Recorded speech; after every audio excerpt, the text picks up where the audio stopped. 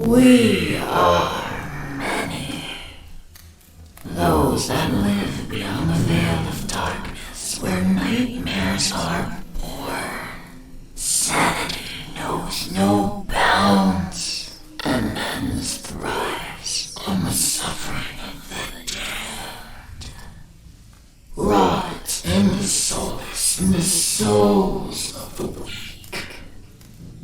We have taken refuge here among the mortals, in hope of harvest from innocence. Tread lightly in the search for the voices and stories. You know what, guys? Screw the intro tonight. I just want to get started. How are you guys doing tonight? Sorry about last night, there being no show. What can I say? Like I said, the Jeep broke down on the way home last night. I got about a mile from work, or got about a block from work. Let's start. Then the check engine light came on, not the orange one, which means, get to a shop. The red one came on, which means stop and stop now. Okay, fair enough. It's a Jeep. Gonna have problems. I know this is getting mileage. I've been needing to get it into the shop for about a month now, but work keeps forcing me into overtime. So, literally on the way home, all that red light came on, pulled over. Then I noticed the belt starting to slip off the tensioner a little bit. Okay. Managed to get it over. Check the tension on the belt. Excuse me, it's fine. Get to the red light, make a right. Turns on again. Okay. Pull over. Check the belt again. Light goes off. Get about a mile down the road. And I hear a pop. I'm like, oh, shit. Here we go.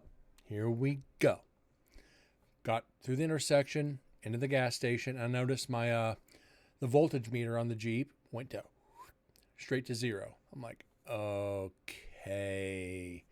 I know what's going on here. Alternator, SERP, tensioner, and I was like, list popped up in my mind. Called AAA, got it towed, wanted to go to a shop. He's like, dude, it's going to cost you about $100 because it's outside of your mileage coverage. Can you suggest a shop? He goes, yeah, take it to one of our AAA certified shops. You get a warranty on all your work, and the mechanic works on our tow trucks. That's what it took to sell me. I'm going, okay, if he works on your tow trucks, he's used to working on engines that are used for working. Take it there. So I had to borrow Mom's car this morning, take it down to the shop to sign the paperwork to authorize them to do the work. And guys like, okay, this. I'm telling him, this is what's wrong with it. I'm 99.9% sure it's going to be the tensioner pulley, one of the other pulleys, the SERP belt. I need front brakes, an oil change, and a couple other things. It's like, okay. You're authorizing us to do the work? Yes. So about 1 o'clock, phone rings. It's the shop.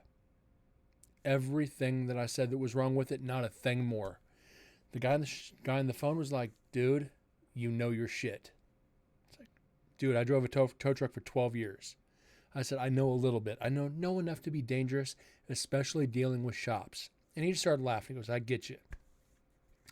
He's like, well, it's going to cost you, right now you're with the brakes and everything, you're about $990. That's still cheaper than what I expected. Really? I was like, yeah, I figured between 9 and 12. Between 900 and 1200. He's like, you're spot on. He goes, that's kind of, the 12's on the extreme high end for most shops. So you're right there. We're going to work with you on the price since you brought it to us. You get your discount because you're a AAA member. So that's going to save me about 10%. So it'll save me about $100, which is good. To save $100 on repairs for anything is good. I'm happy about that. But now the two downsides.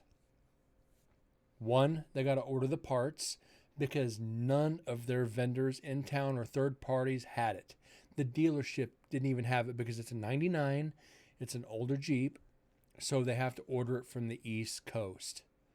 Downside is it could take up to a week. So I went ahead and told them, expedite the shipping.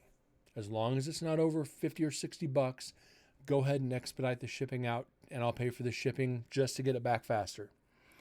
The guy's like, dude, you're serious? It's like, yeah. He goes, we're going to work with you on the price. If you're going to work with us like this, we're going to help you on the price of repairs, which is cool. So that was my night last night, and that's why there wasn't a show, so I hope you guys understand. Shit like this happens. I was home by about 7:30, but I was too stressed out to do a show. I hope you guys understand that, and I apologize. That being said, we're back to still Olympus number 4, night 2, Execution, the Poison Room, or where they administer the gas, the cyanide capsules, or lethal injection. We left off at the 20-minute mark. We had 4 EVPs, 1 unknown, a hello, a kill me, and I'm sorry. And that's where we left off on Friday. Tonight, we're going to try to do, 2.5 hours. I don't have to work tomorrow. I managed to get out of work because of the problem with the Jeep. I don't have access to get to work tomorrow, and I told them I'm not spending $50 to Uber to work. Now, if they want to pay Uber both ways, I'll go in. They're like, no, that's not our responsibility. It's like, I'm not spending a day's wages to go to and from work. I'll just shoot myself in the foot. I'll rather take it and lose the pay. Like, okay, no problem. We got you covered. So you guys have been dicking me over long enough anyway. I need to take time off to get my Jeep fixed. We got that resolved. Like I said, we're starting at the 20-minute mark. We're going to aim for about 2.5 hours tonight. And there will be an extended show tomorrow to make up for no show yesterday. And since I don't have to work, it might be a long show tomorrow. I'm going to do some gaming tomorrow, stream that, and do a paranormal show. So be ready for that one. Let's get started, shall we?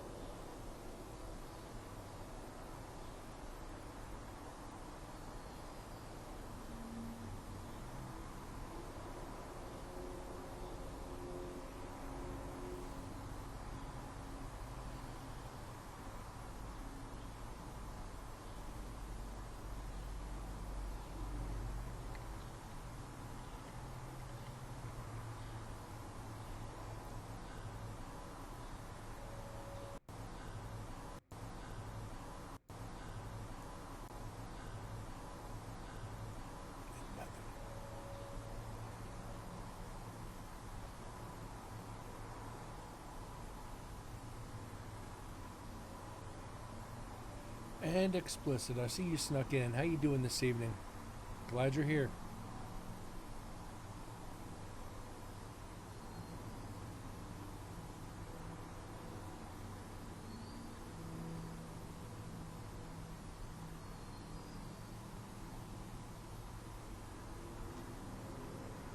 Debating what you want for dinner. Order a pizza. I had steak, twice baked potato, and asparagus tonight. So, I got a full gut. Got the paranormal loaded up. I'm ready. I'm energized. Got my sweet tea. Got my Jack Daniels. Got my Tuaca. I'm good for tonight. Definitely good.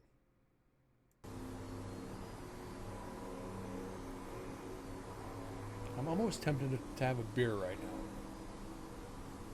A beer sounds good.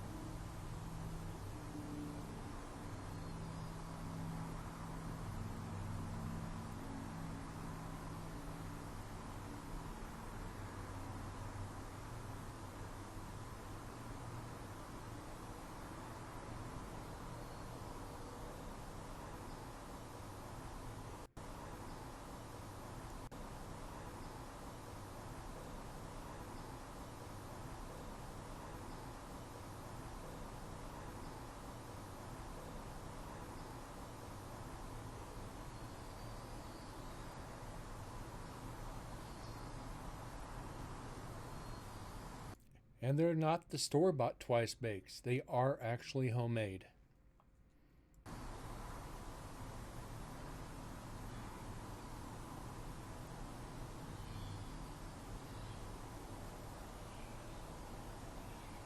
Yeah. Store-bought twice bakes suck.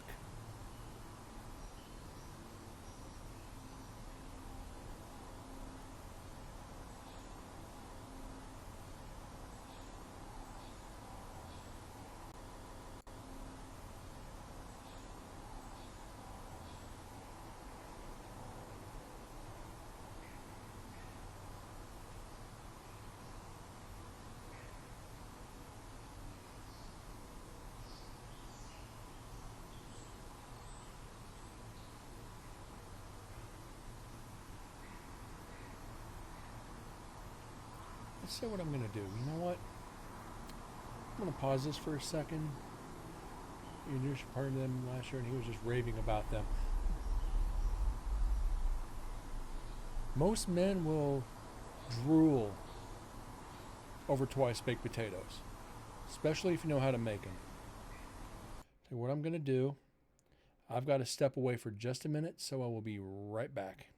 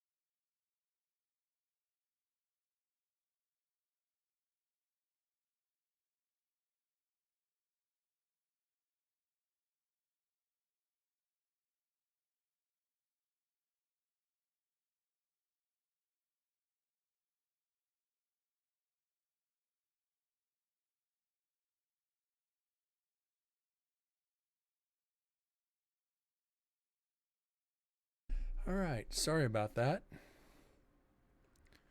Had to, well, let's just say, after the day I've had yesterday and today, got the Tuwaka, got my glass. Let's make sure and do this right. There we go.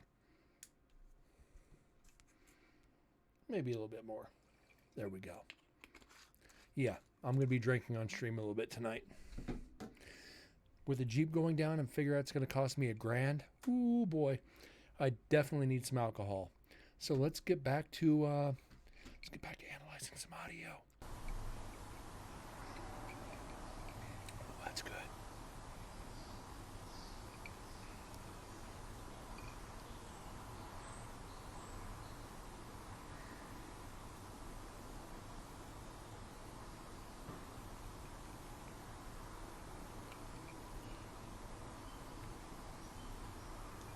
Kind of find it ironic though. I'm drinking Tuwaka out of a Jack Daniels glass. It's kind of sacrilegious.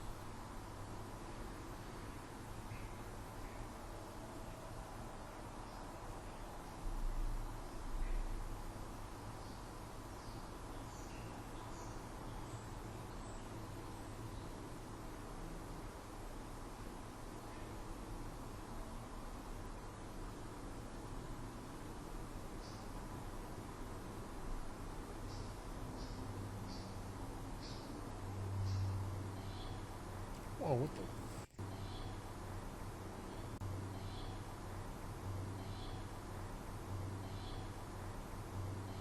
That's a weird sound. Sounds like somebody's running something across metal tongs. That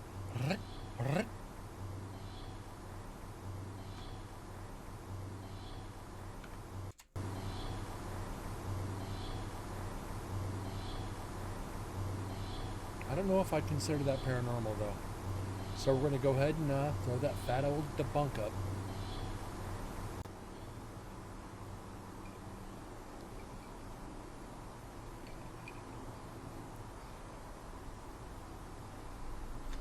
Oh yeah, that feels good.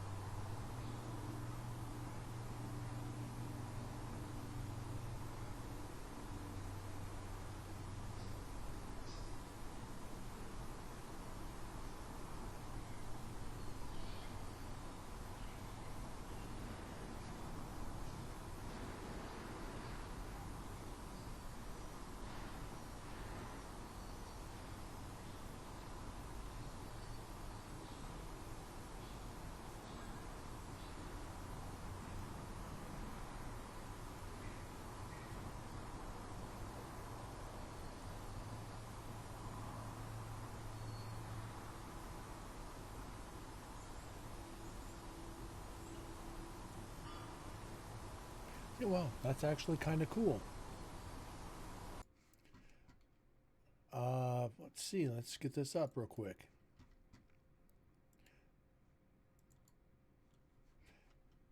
The mic that I'm using,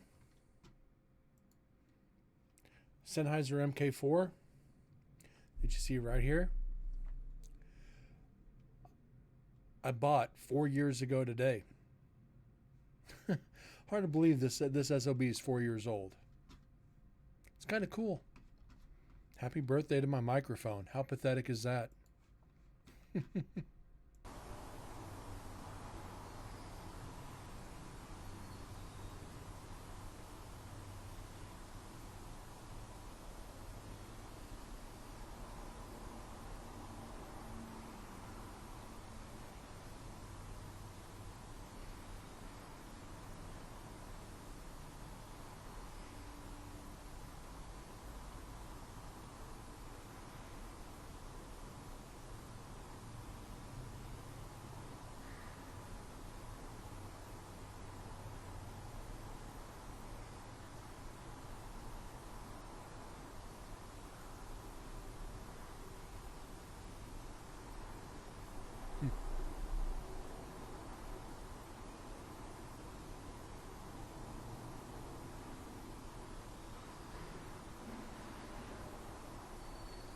God, there's a lot of freaking noise going on in the background.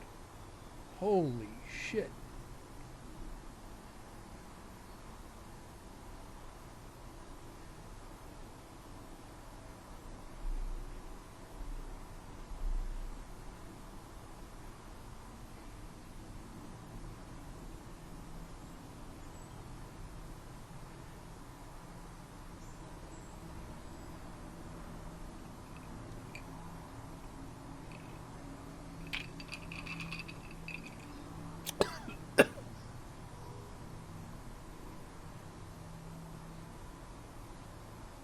Wrong pipe.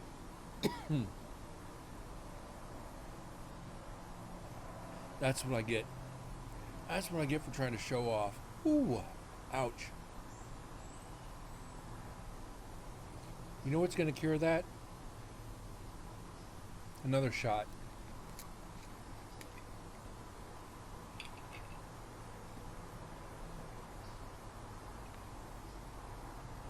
Ooh, ouch. Logical.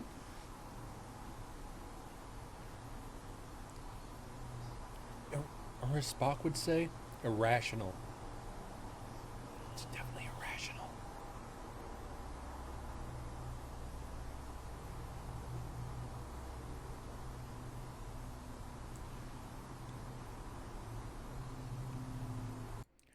You know what? It just seems fitting, being a paranormal show, to do this. And God rest their souls. Cheers to Betty White, and cheers to Bob Saget. Thank you for the Golden Girls. Thank you for Full House, America's Funniest Home Videos. Thank you for all the laughs, and thank you for the memories. Hope you're resting easy.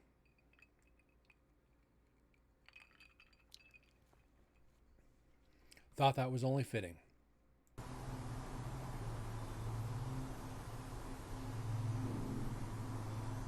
And thanks for all the laughs. Exactly.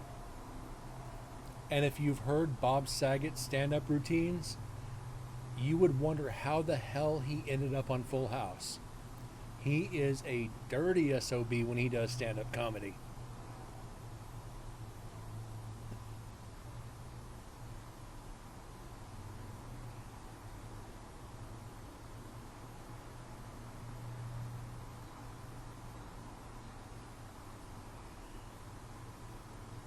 And yes, when I was younger, I did watch Golden Girls.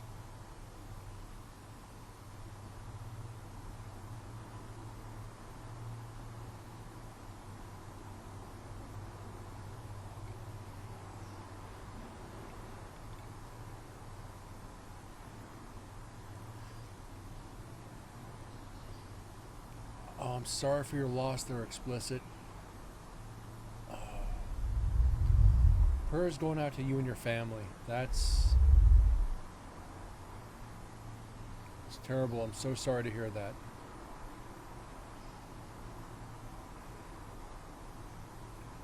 You know, cheers to your grandma. Cheers to your grandma. She lived a long, happy life and left a lot of happy memories with the family.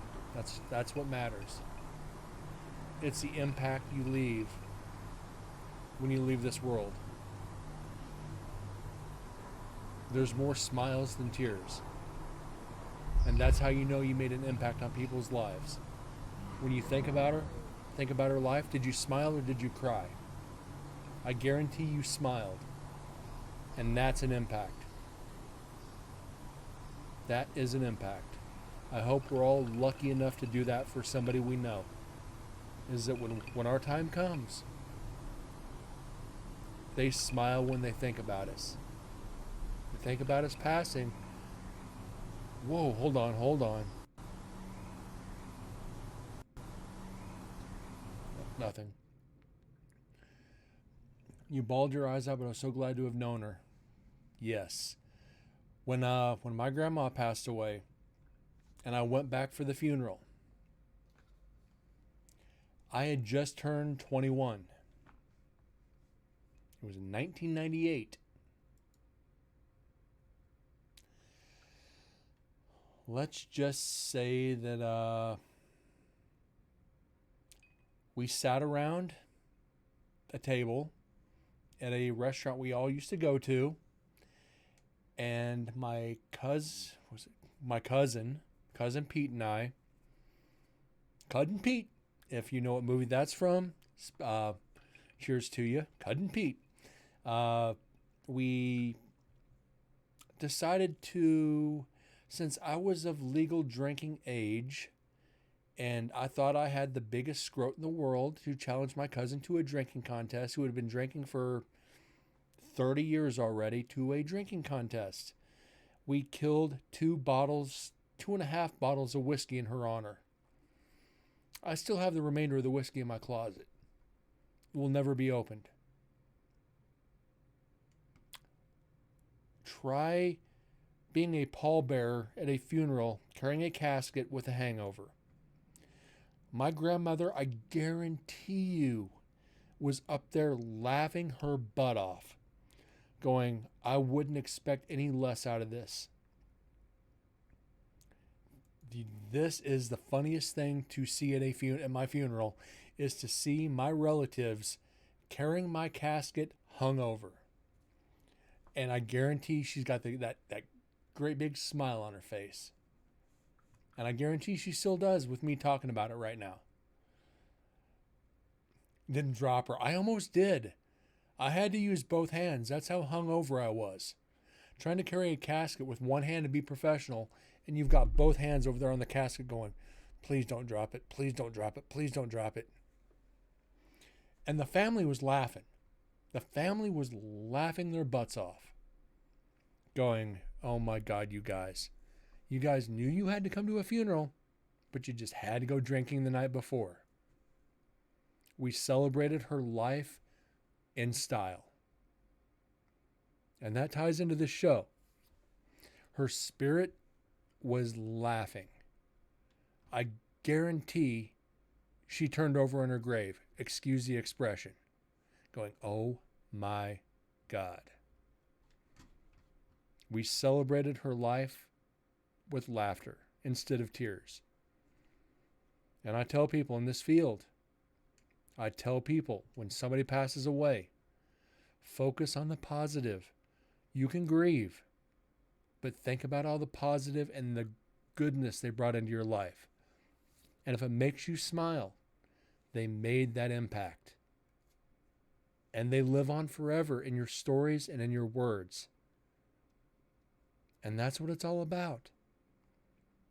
You know, I've helped people through these things.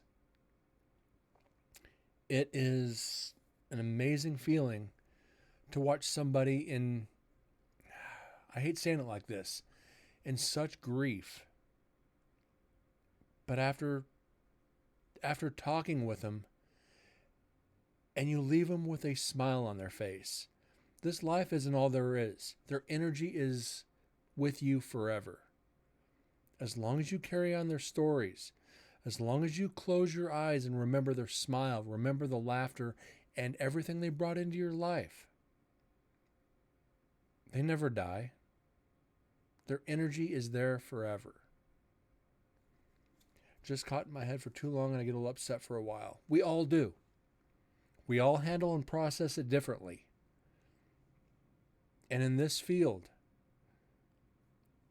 it has helped me cope with so much in such a different way. When I lost my brother, when I lost my dad, when I lost, just recently, 2 of my best friends and one of my great friends. 2 people that I considered brothers. One died of a heart attack and the other died, or complications from heart attack. The other died from cancer. Every day in my memories on Facebook, I have stuff that pops up that we all did together. And I realize, wait a minute, I can talk to their spirit anytime I want. I do this for a living. I do this to help people get closure. And I'm going to let it drag me down? No. I practice what I preach in the paranormal. You know, you help people get through these hard times by focusing on everything positive they brought into your life. Yeah, they're gone. They are. And that's a hard part, that you'll never be able to say, hello, I love you, I miss you, or any of that again. But you can talk out loud as you talk to them like you would if they're right in front of you. And that message reaches them. I've had this ring she gave me many, many years ago, and it's such a cheap ring, but I've been wearing it ever since. It means the world to me. Whenever I see it, I get a smile and have that feeling she's always been so close to me, even though I've been thousands of miles away. She'll always be with you. And that ring is a symbol of energy between the two of you. A ring is a continuous circle that never ends. That love will never end. It symbolizes something you guys shared together. That ring symbolizes stories, memories, and a positive light. It is almost a protection for you, that she's there with you forever. Yeah, it has a little slit in it to adjust the size, but you could take it to a jeweler, get it fused, and carry it on a chain. You could get that slit, just get it fused together and put it on a chain and carry it over your heart. You could do that. It has a slit in it, but you get what I'm saying. But that's what a ring is. It's a continuous circle. Just saying. And yes, I tend to preach when it comes to stuff like this. Having to comfort families after a loss because they think their spirit's still there. And going in and doing this is such a humbling feeling for me, that they've opened their lives to me to help comfort them in this time. And trust me, you feel the energy that they're feeling, and it hurts. It affects you too. So believe me, I know what you're feeling. And that ring, yeah, I would mold it onto an actual durable one, and yeah, put it on a chain or whatever. Just that's an energy that'll never leave you. Let's get back to the audio. Otherwise, I'm going to preach all night on this because I could.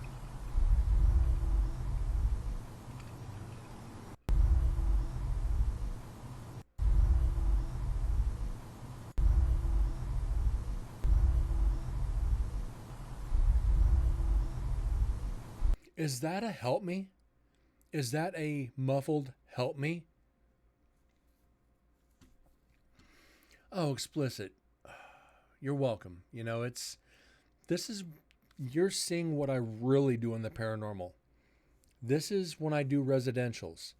This is why I love residential investigations so much.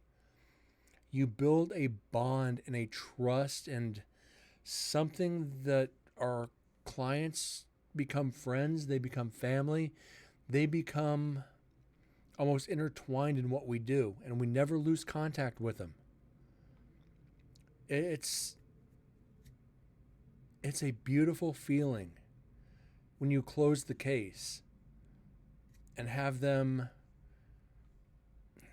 they accept certain things and they see life in a different light.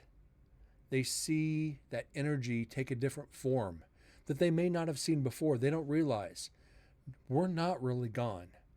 We don't really leave. We're just in a different frame. And if we focus hard enough and long enough, we can see that energy. We feel that energy. And it means a lot that you're sitting listening to this. A lot of people don't take it in. A lot of people remain in denial over it. And the more you try to help them, the more they fight it. And when they break hard. And they'll call me like, you're right. I've been thinking a lot about what you said. And it really hit me in the heart, and I couldn't accept it. And it may take a couple of days, may take a week, may take 6 months. It may take longer. But when those words hit that we never really die. It's like a ring. Like I said, that energy comes full circle. And it gives people closure. And it means a lot to me. It takes a piece of me that it takes me a long time to recover after I've helped somebody like that. It it hurts. And explicit, that's a good reason why I started this show. Is to eventually, even on the show, to help people through stuff like this. It's not only being a paranormal investigator. You're not just going in looking for answers on a spiritual level. You're trying to give comfort.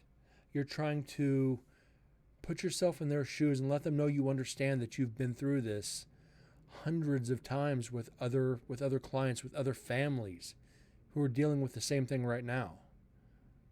And it's tough. It's tough for even me because I've lost my dad, my brother, my grandmother. And I wasn't in the paranormal with my grandmother, but for my brother and for my dad I was. And a lot of people who aren't in the field don't understand what we see. Nobody will ever fully understand what a paranormal investigator sees after having to deal with this. And then helping other families and helping other people. It's a whole nother world. And we get ostracized. We get we get attacked for stuff like this. And it's a hard thing to deal with when people attack you for this, like, oh, they're in mourning. How could you do this? I'm giving them comfort. I'm helping them see things in a different light that they didn't, to help with their mourning so they can process it and be able to move on with a smile on their face, knowing that, their family member never really leaves them, that they can think of that family member and smile. That means they're still there with them, that they made that impact. And people don't want to hear that. Oh, they're gone. That's it. That's closed-mindedness right there. That's a lot of people not being able to accept that there's closure. You'll never forget. That mourning will never be gone. That feeling of loss will never be gone. Yeah, that is a horrible way. Explicit. I've had so many people tell me that. Once you die, that's it. No, that's not it. And once people open their mind to this field, once people start reading and start understanding, life is actually so much more beautiful. I don't want to say death is beautiful, but in a way it is. Death can be beautiful because our energy moves on to a different plane. And it surrounds us. It surrounds us whenever we think about it. Whenever we think about that loved one who has passed on. And that love, you almost feel that love in the air, that memory, that comfort. And unless you've experienced it, you don't know what I'm talking about. It's just like, you can almost feel that embrace of a loved one. It's like, yeah, I'm here. I'm not gone. And that's the impact they make on your life, that they never really leave us. It's a beautiful thing. Like I've said on the show, when my dad passed away, the night before he passed away, I had a dream that he opened his eyes and said goodbye. And I came up out of my sleep and I went into the other room. I was like, and the nurse is like, are you okay, Brent? I'm going, Dad just opened his eyes and said goodbye. She goes, no, your dad is not waking up. He's in a medically induced coma here. It's like, no, he opened his eyes and said goodbye. She goes, you were asleep. I was like, yeah. I said, he's going to pass away tomorrow. And sure enough, he did. I was like, he opened his eyes and said goodbye. I was like, I had woken up, in the dream. In the dream, I was asleep and woke up, went into the other room, and he opened his eyes and said goodbye. That was the closure I had. That was him letting me know he was okay and me letting him know that I was going to be okay. And when he passed away, I didn't really cry because I had that closure in that dream. The only time I cried is when they took his body away. When the coroner came and took him away is the only time I broke. And it was only for about 10 or 15 minutes. Then I was fine. I'm like, Brent, you do this for a living. Your dad's not gone. He's with you forever. Every memory, every birthday, every Christmas, every vacation, everything, every word, every story, every lesson surrounds you. And all you have to do is listen. And there's dozens of movies out there saying, listen to the wind. I can't tell you how true that is. Listen to the breeze. Listen to the energy around you. It's those that have passed that we've loved that are trying to communicate with us. It's there. All we have to do is pay attention. And they always happen. You're right. And there you go, explicit. Recalling the dream, getting an amazing hug. That's that embrace that I know you're going to be okay, and I'm okay. I'm going to be in a better place. That is not a hug of goodbye. That's a hug of everything's going to be all right. Everything is okay. And this stream is taking a whole new meaning tonight. This is what I do on residential investigations. People don't understand this. How much of myself. Now she gets to pester my grandpa again. Well, yeah, just be careful now that you're talking about this. Now watch. And God strike me down if I'm wrong on this. You're gonna have a dream about your grandma and your grandpa soon. Probably about your grandma because you were probably closer to her. But you're going to have a dream now that you're talking about it. And that's her saying hello. That's her pestering you. Being like, I'm all right. You share this type of things soon after, within a few days. Something's going to happen. Whether it's a dream or something that reminds you of her or even him. Something's going to happen. And just remember this. Remember me saying this right now. You can even clip this. And there it is. There's the clip. It's going to be saved. This is me saying, you're going to have something happen that's going to remind you of either one of them. And you're witness to this. It's saved digitally. This is what I tell people. As soon as you start talking about it, something happens. Mark my words. And cherish that. Cherish it. Wake up bawling, but smile. Be like, oh, thank you. I needed that. I was having problems, but thank you. I needed something like this. Just as a reminder of my love and just the love that they gave. This is the moments that I love. This is the moments where I get to say, I told you so.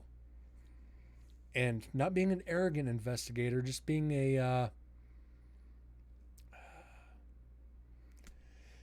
prideful one.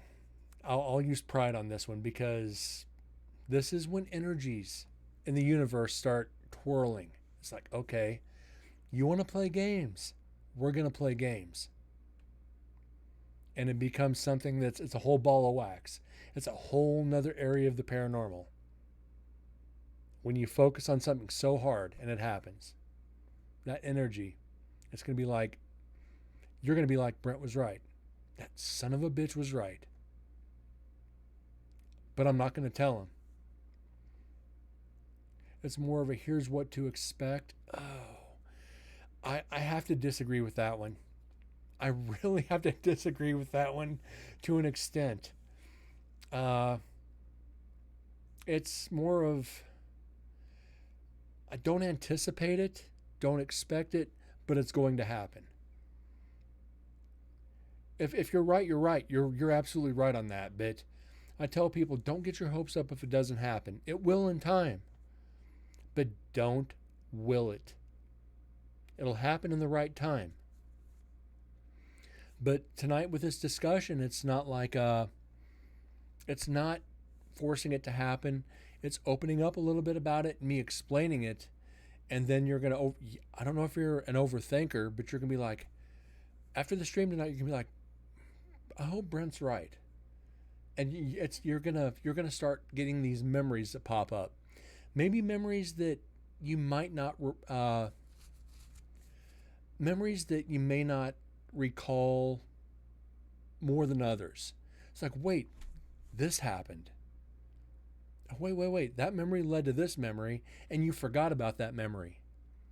It's like, okay, I got this on this Christmas, but I broke it on the day after Christmas, but Grandma replaced it with something else, and I cherish that even more, and I still have that.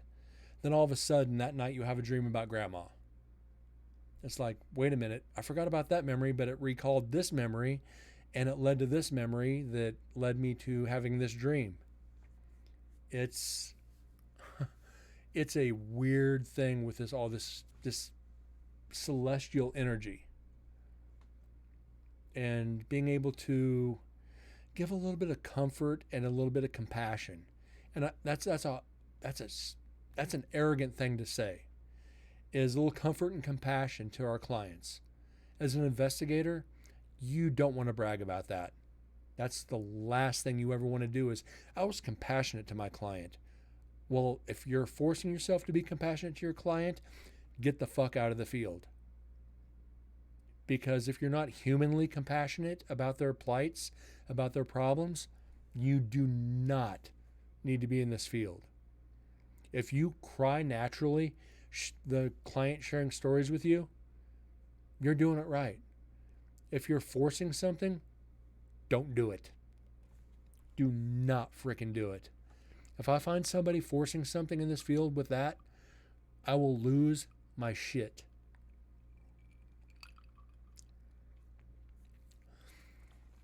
This is one of the reasons I've prided myself on residential investigations.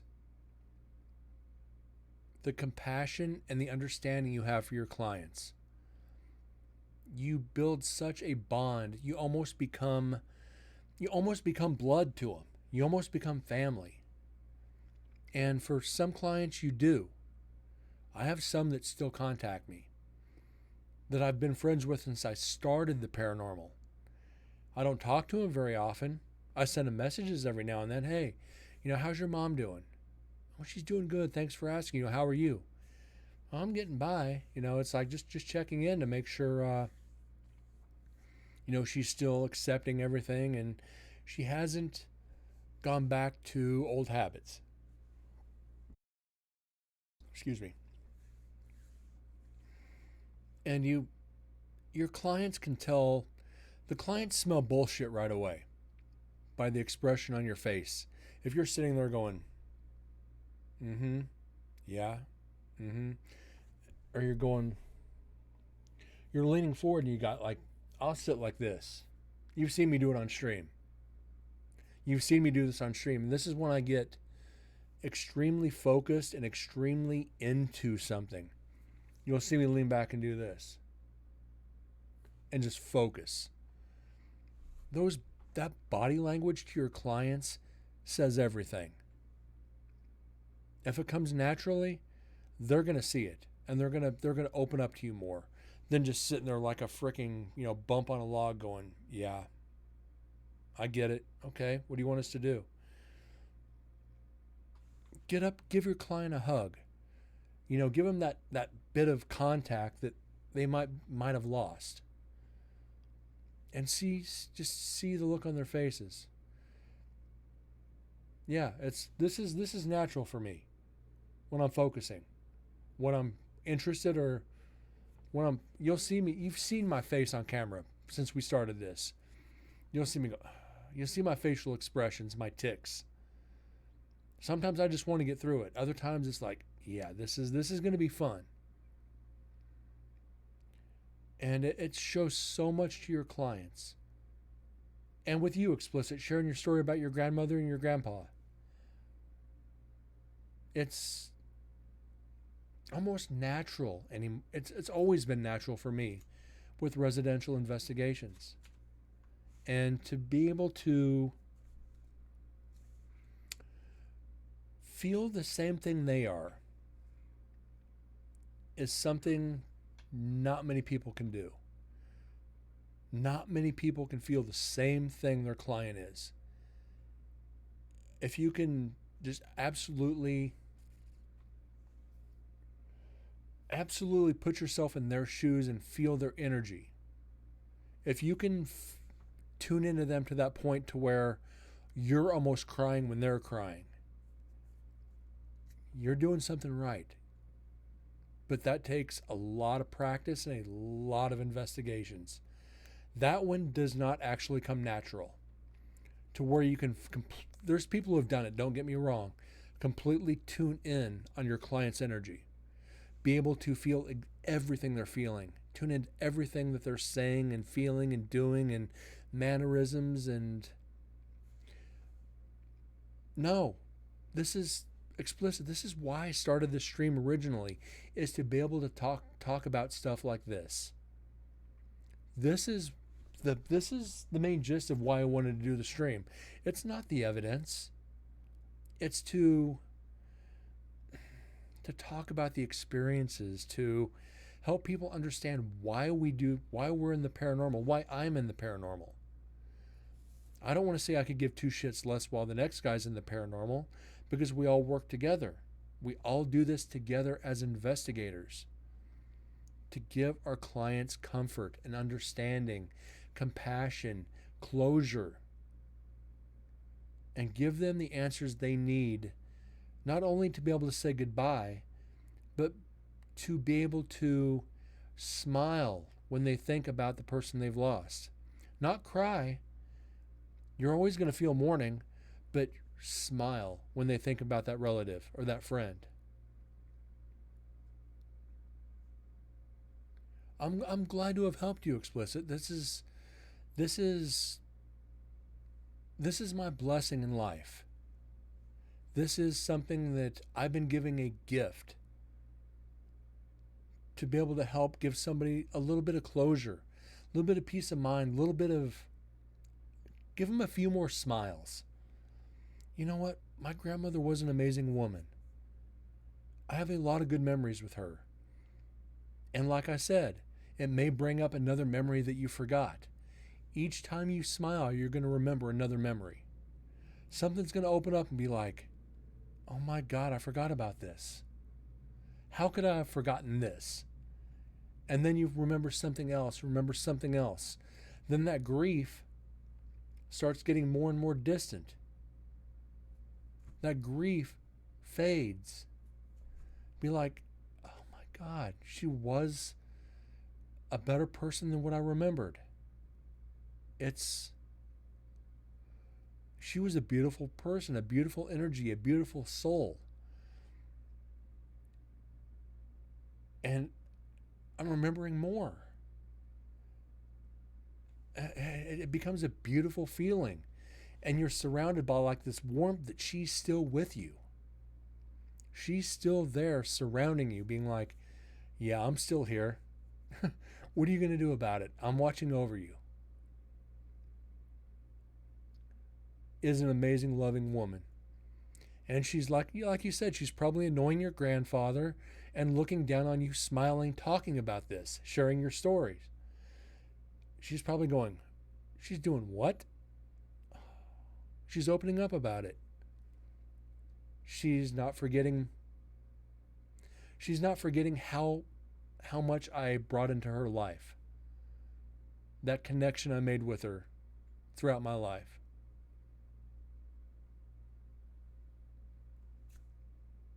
And that you're going to go to sleep tonight. She better not give away my recipes.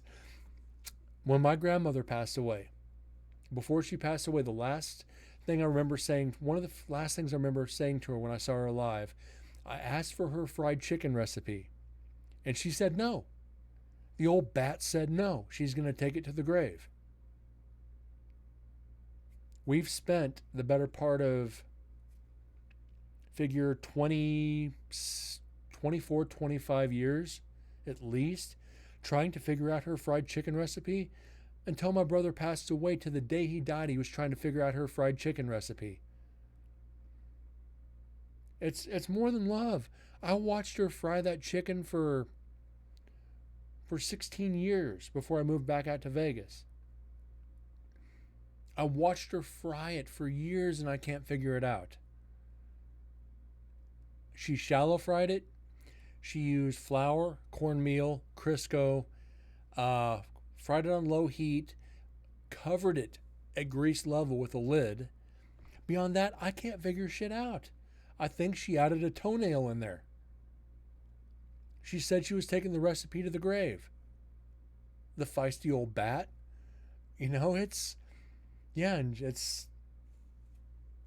And I told Mom, I was like, she wasn't a liar. No, she wasn't. Only way I'm getting that freaking recipe is a Ouija board. I hate saying it like that.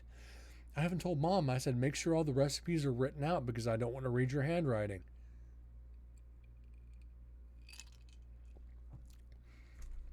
Yeah, imagine using a Ouija board. The first thing that's going to come on that Ouija board is no. And it's going to spell out, I told you I wasn't giving you the recipe. And she's not going to be joking. So yeah, it's like, I'll probably figure it out. The more I think about it, egg wash, shallow fried, lard, Crisco, salt and pepper, cover it while it's shallow frying. I'll get it eventually. I'm the smart one in the family. I can figure this shit out. But you're right. Ouija board. N-O. Gee, thanks. Thanks for nothing. but it'll never taste the same. You're right. Her fried chicken and her cream puffs never taste the same. And this is, like I said, these stories. This is what we do with the clients. Get them to start talking about the memories, the stories, the mannerisms. And it helps define the case. It helps us get evidence, it helps us get answers, and it helps us get closure. What more can you ask for as an investigator? To get thank you. This is what we needed. This is what the family needed. And you when you get in the car, if you don't cry, you're not human. I've cried after investigations, not in front of the clients, but when I got in the car, I've cried. Explicit, you're welcome. And thank you for sharing the story of your grandmother. Hopefully, when you go to sleep tonight, you go to sleep with a smile on your face, thinking of your grandmother, and I'm sure you will. And hopefully you have a dream about her in the next couple days. And if you do, I want to hear about it. And for sake of your grandmother, if she's watching down on this show with you talking about her, give her a good memory in the dream. Give her something she can share on this show. I know that sounds sadistic, but share something in the dream, contact her, and let her know that you're okay.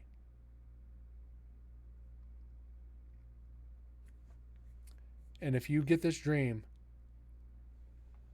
you're going to know shit's for real. Yeah, she came after me that I couldn't run away. She was so angry I was giving away all her secret ingredients. God damn, you're telling the secrets to the family. I told you not to do this. And if she comes after me, I'm going to come after you. I'm just saying. But, see, this is where things with residential investigations take another turn. Once you get the family involved doing what we're doing right now, explicit, it helps them get the answers they need. Whether you get evidence on the investigation or not, whether they want you to come in after the initial interview, like we're doing, like this would be like a normal interview right now. This would be like a normal interview. No.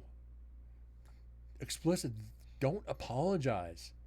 Didn't mean to take up half the stream with this. This is why I wanted to start the stream.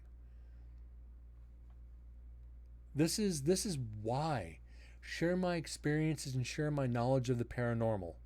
This is why I want to turn this into a talk show, not just analyzing evidence.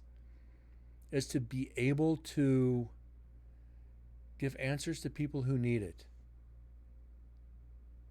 This is what I deal with. This is what I'm passionate about. Is giving that, I don't want to say acknowledgement, because that's heartless. That even saying compassion is heartless. Oh, I'm being compassionate towards you. Well, no shit, I'm human. This is what humans do, is being compassionate to each other. Is giving the answers they need to take away some of that pain and that loss. Giving that acceptance of loss and remembrance of a loved one. There's a lot of people called up, we just lost someone, and there's activity in the house. Half the time, yeah, it might be the loved one. The other half the time, it's not. It's something else that moved in because there's a little bit of negative energy there of resentment because that person is left. And that negative energy will move into the house. And that's when it gets complicated.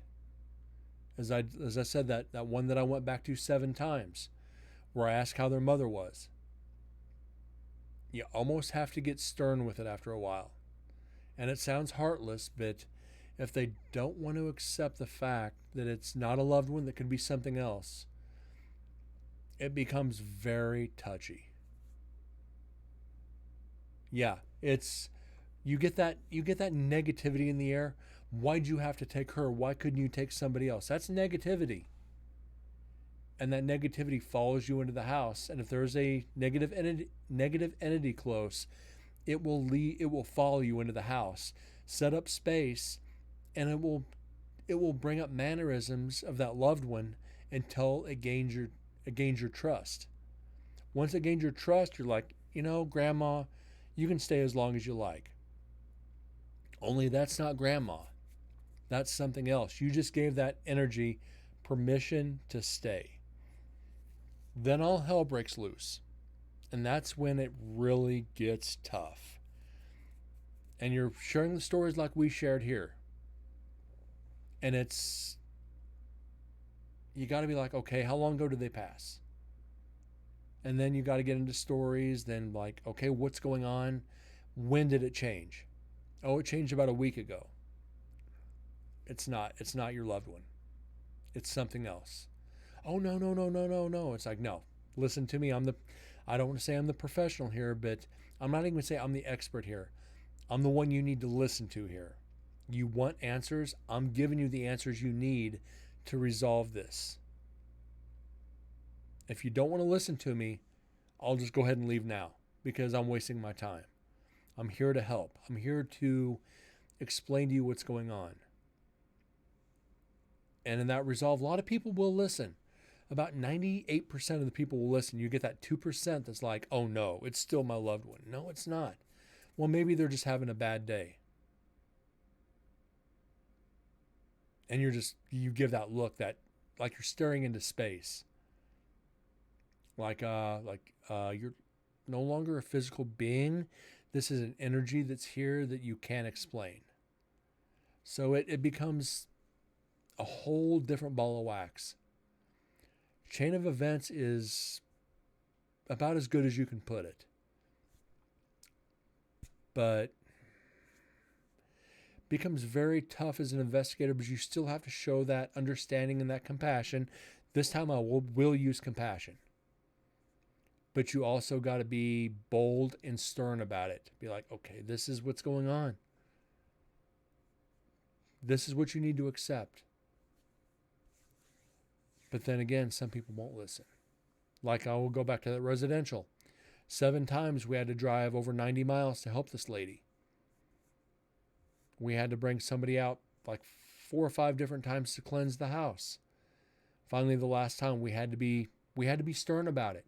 We almost had to be cold-hearted and be like, listen, this is what's going on. This is what we've cleaned up. This is what we've closed. This is what we've cleansed. Your loved one is gone. They've moved on. Their energy is no longer here. This is something else that is going to do nothing but harm, bring nothing but negativity into your life. Oh, it's just, well, we're having broken all the dishes, pushed me down the stairs and summoned a few snakes, but he's just not feeling it.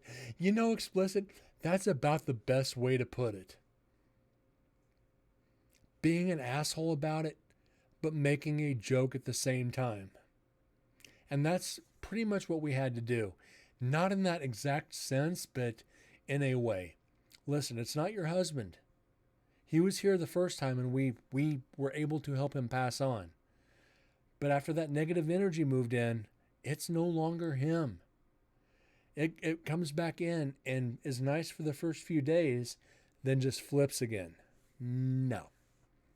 This is not the way it works. He's just not feeling it. Well, the spirit ain't having it either. And he's not going to leave as long as you welcome them in. And this, like I said, this is where it gets hard. Because you got to be compassionate and an asshole all at the same time.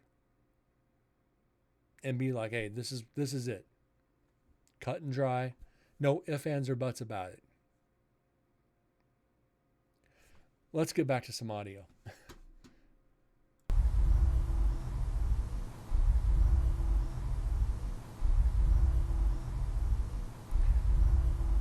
Now this sounds like go away.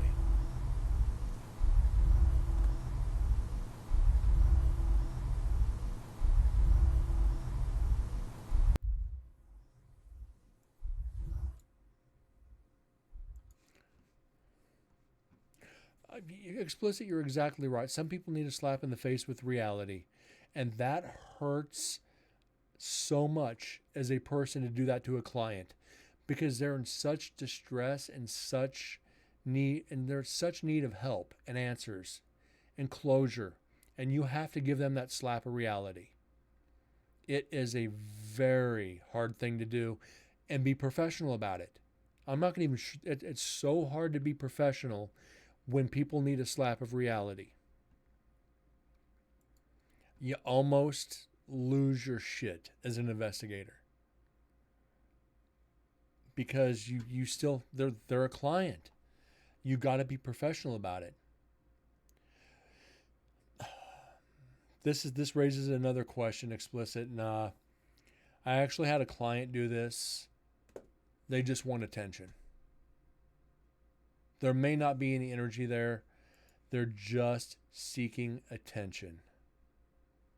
They're going to give you excuse after excuse, reason after reason, and just lie after lie because they want attention. They might be lonely. They might be in denial.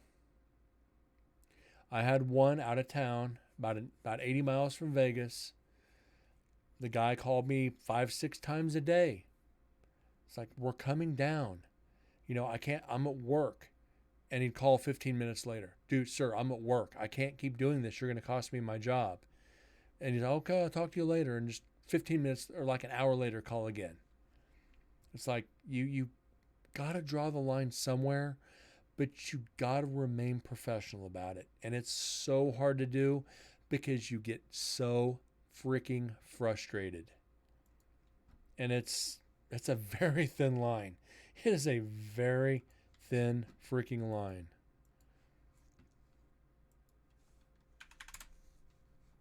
So, okay, let's see.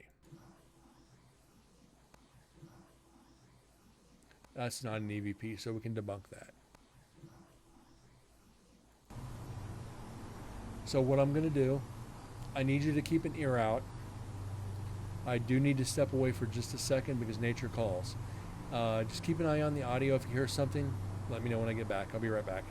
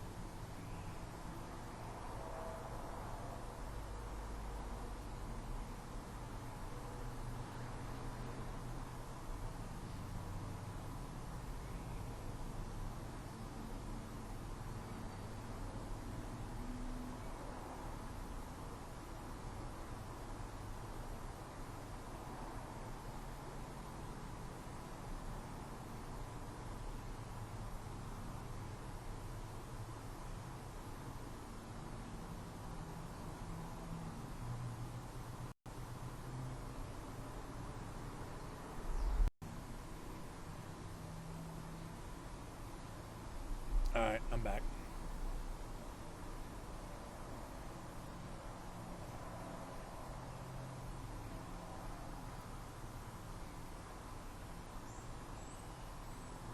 What, 34, you said?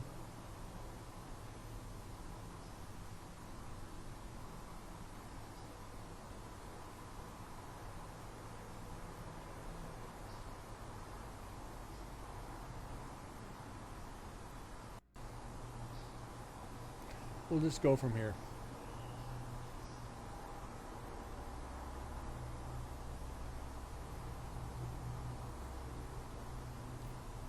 Said I never want to be called a professional. I am not.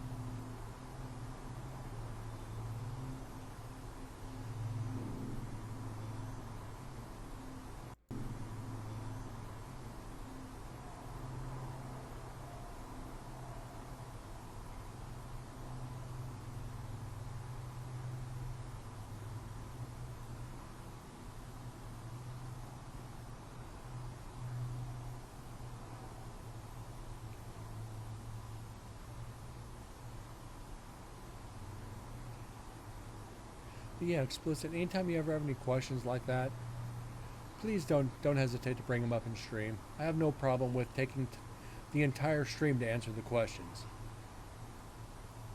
This is why, like I said, this is why I'm doing the stream.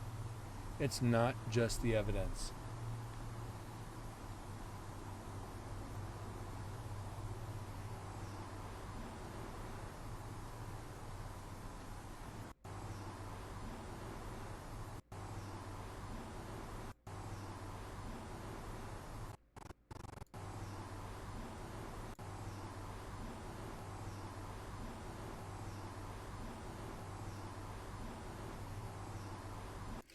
Oh, this this is a whisper, and this one is. I hope this isn't what I'm thinking it's saying. It's just hard for me to talk about my feelings. Most people it is. When it comes to the paranormal, a lot of people will not talk about their feelings. And you almost have to be a psychologist when it comes to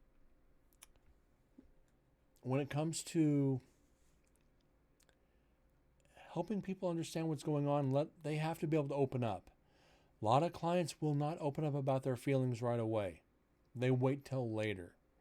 And you have to almost encourage them, be like, hey, I'm here to help you. I'm not recording this to be famous. I'm not recording this to do this. I'm doing this to be able to analyze it later and be able to give you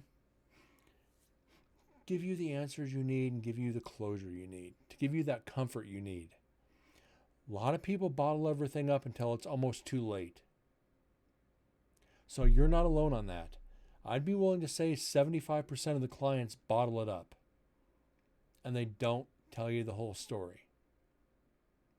So you're not alone with that.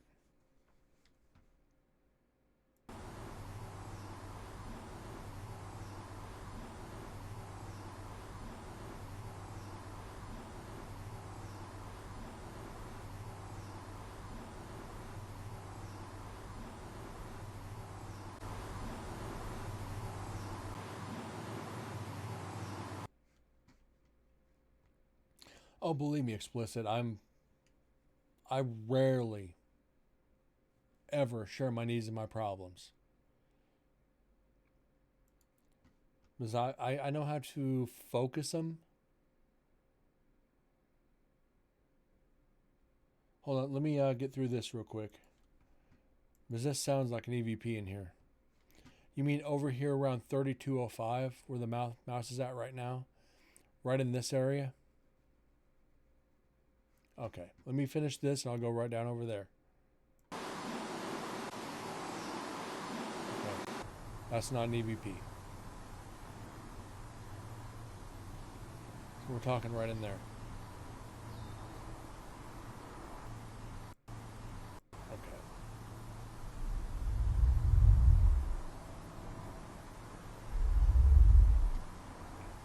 That sounds like something brushing up against the recorder. This is sitting in a room the size of a broom closet. There should be nothing anywhere near this recorder. Nobody goes into this little room. So this sounds like something brushing up against the recorder.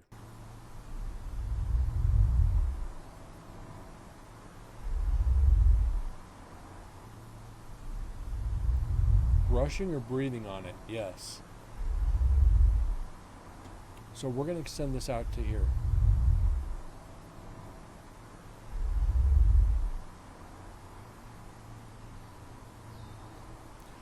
Okay. That black spot is it's something tinging on the metal in the background. Probably way down the hallway.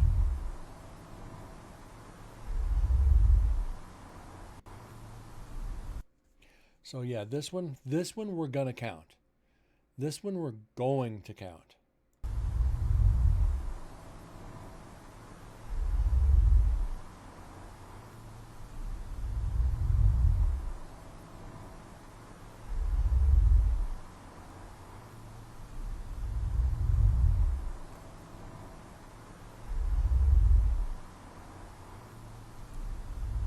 Yeah, usually when you see that empty, that hollow space, means there's something generally might be very distant, like somebody slamming on the metal or a door shutting or a foot stomp, and it's just echoing down the hallway.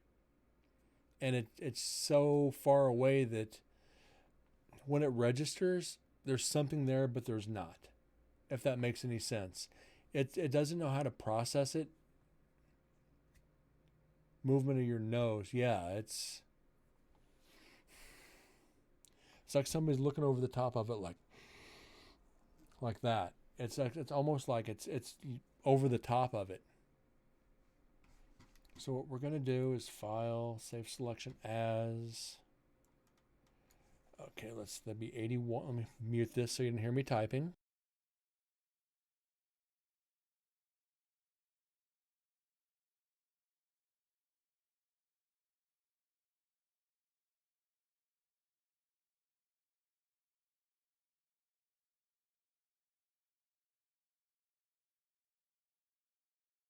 All right, that would be number 81. Let's go ahead and put that on the meter. We're up to 1810. Noise, you can almost breathe along with it and feel the movement. Yeah, you can.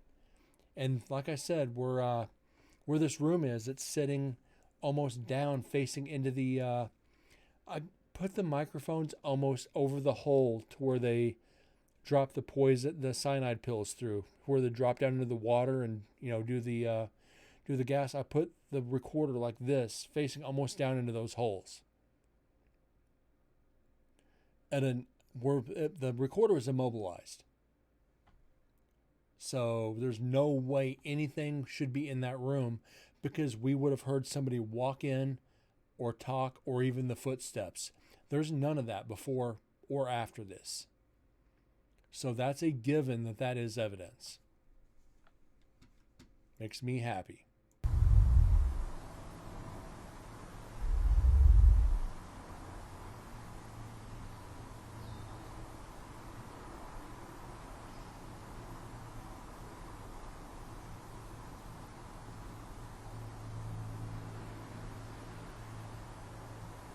and you can almost see nobody really comes up until middle of the screen below the 1810. That's when people start coming in here. There's nothing really until then that I can see now. I'm probably going to be proven wrong.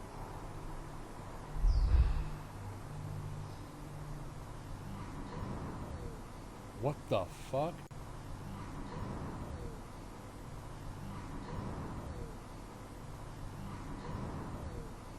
The hell is that?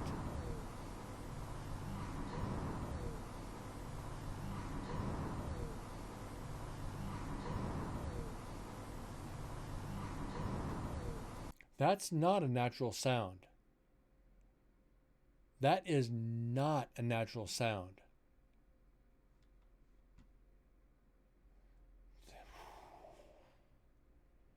I'm going to get a few more gray hairs on this EVP, I can tell you.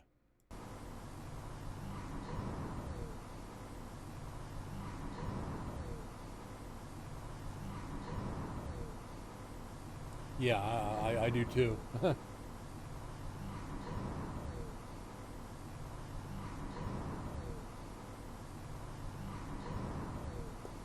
This one we're saving. This is for sure.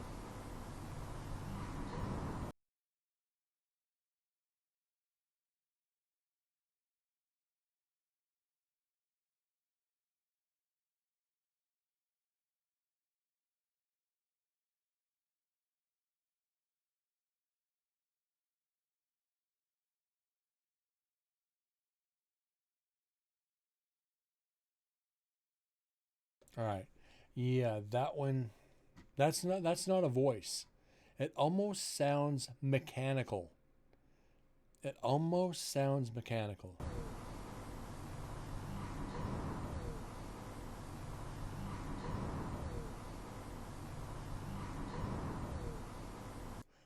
That pew, that pew, that almost dropping of a tone sound. It almost sounds like a pump. It almost sounds like, I don't want to say, it almost sounds like a pump pumping chemicals in. It almost sounds like, I don't want to say lethal injection, but that is a lethal injection table in there. Could that be the end of the pump before they pump the chemical, the end of the chemicals, like almost not necessarily hydraulic, more of like an air pressure drop. When those mechanical pumps pump the chemicals into like I don't want to say the mechanical IVs, is that a pressure drop from the chemical going into the IVs for the lethal injection? That's almost what it sounds. You get that drop like it's the air pressure coming out of a line. It could be hydraulic like, but in the same sense. That is an odd sound for that prison. We didn't even get this on the first investigation. So, who knows? Let's see.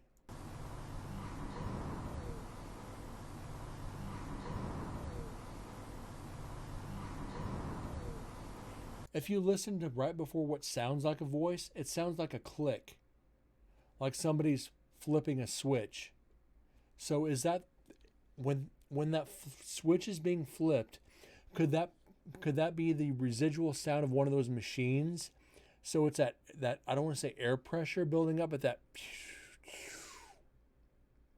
where it's almost air feeding something in and it's making it sound like a voice. That would be my interpretation of that. Yeah. That's just, we both could be right, we both could be wrong. This is the one that's why I put unknown on it. I'm gonna send this, I want to send this one off to Susan and see if she can analyze this. Be like, what is that sound? Can you analyze it? And this is kind of why I wish we had a full freaking room tonight. Like, get everybody in here for this one. This is one of those weird ones where I wish Deds was in here. or even an RN. If we had an RN, frequent this freaking chat, that'd be great. Could we go from the big sound wave to the end of this?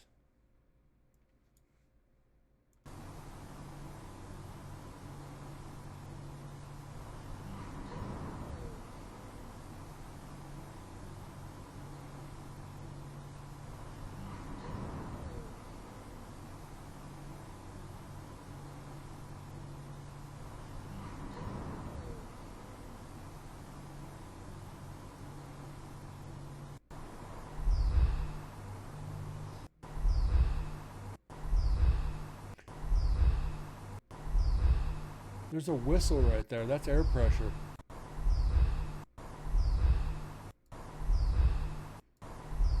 That chirp sound almost sounds like a bird.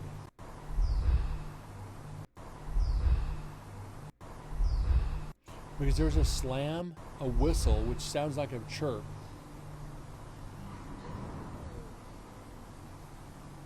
I don't know on this one. Wait.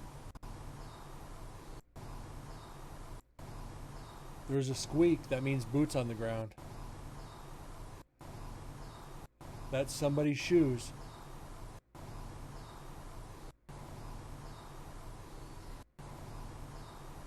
Yeah, there's a lot of things happening. But you see, there's nobody in there right now.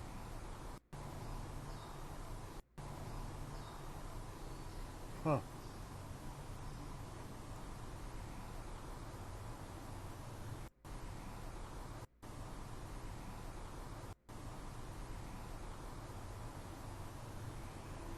This is strange.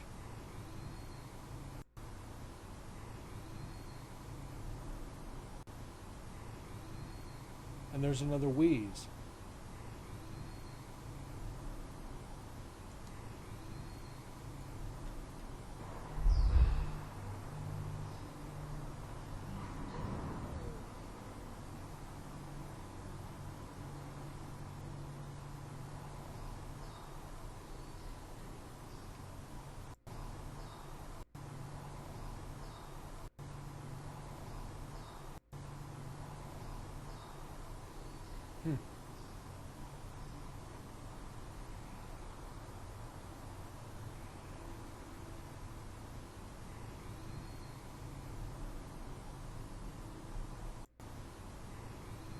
You're not seeing shit. I think you're hearing shit.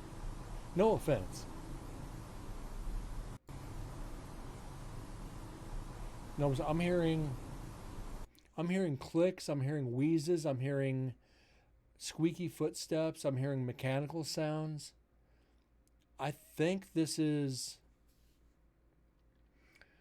honestly think this is residual energy from an execution. The sounds of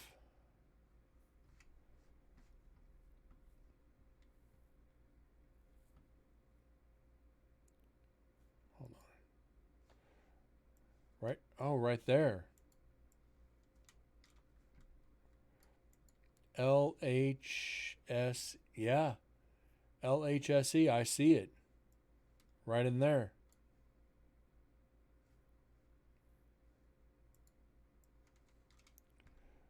Right there. LHSE. That is weird. Huh. You know what? I'm going to clip this. Just so people see it. LHSE. Let me get this out of here. Let me get the... That's actually... There's an O there too.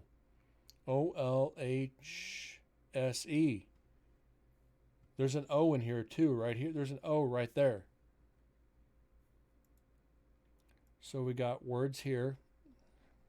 So it's highlighted. Let's take it away. And let's clip it. That is very weird. So what I'm thinking these sounds are...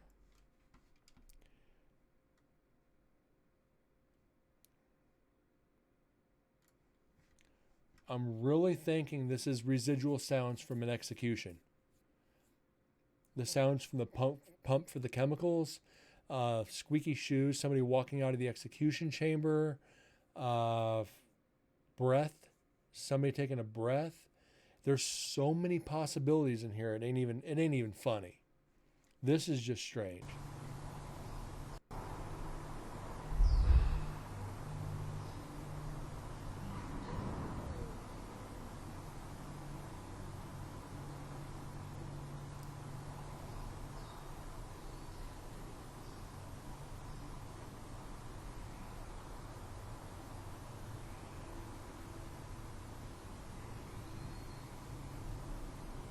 I'm going to have to save this entire area.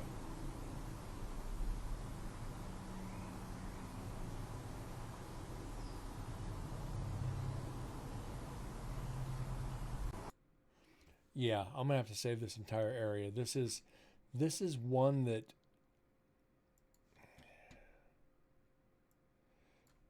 this is even baffling me. So this would be 84A. So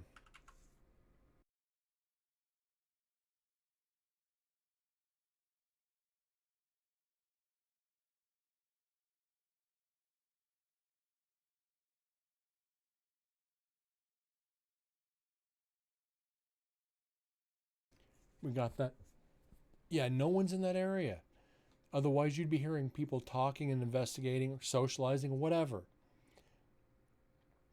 At this point, to be able to debunk this, I would love to hear somebody socializing in there, just so we can say, oh, it's somebody in there. Damn it. There's a debunked. But unfortunately, we can't hit that, and we can't hit confirmed. This one is weird.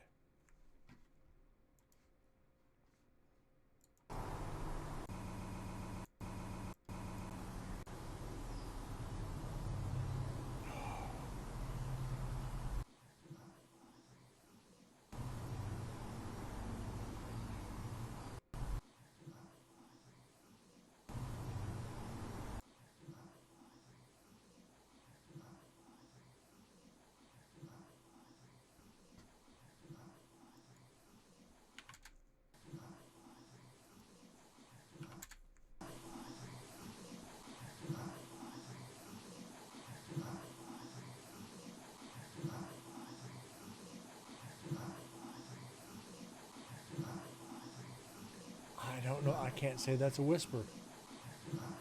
I just...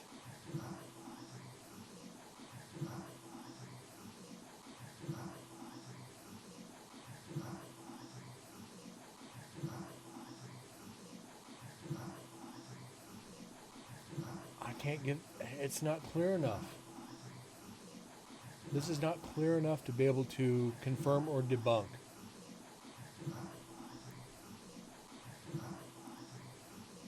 The problem is if I clean this up anymore, it's going to completely destroy the audio. So unfortunately, we have to. It's so rushed, and that's why we can't confirm or debunk it. And I hate that. I really freaking hate it.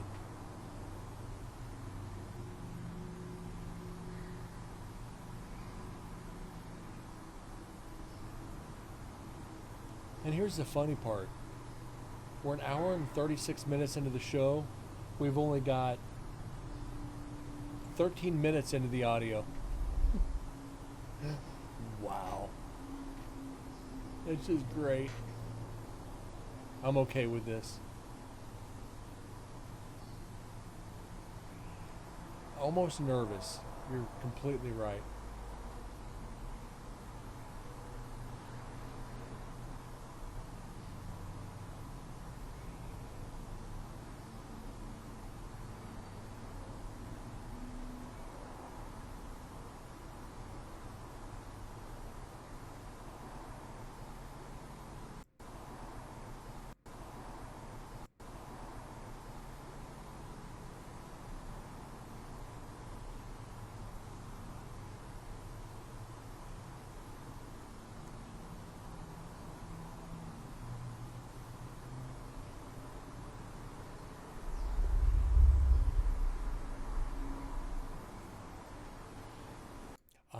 Explicit, you're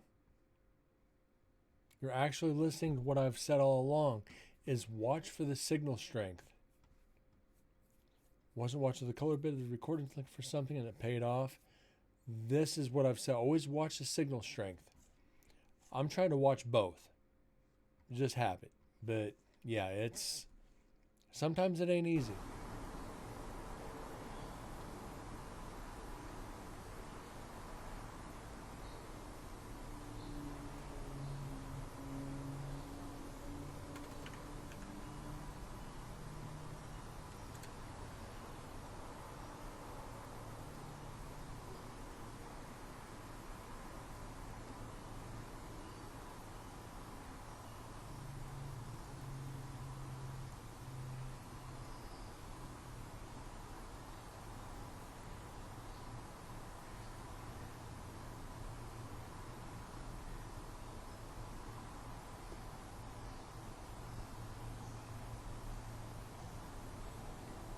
Yeah, explicit depends on the day.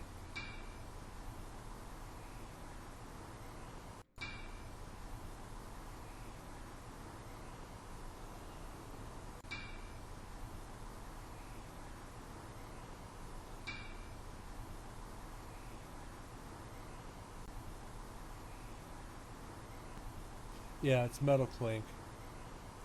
Shouldn't be though. That's the messed up thing. There should not be any metal clinking or clanking going on in here.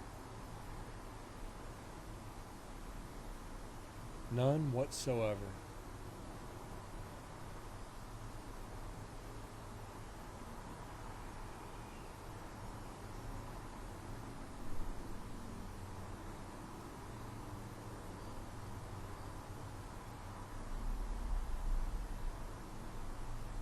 Oh, forgot to add the last one. 1811.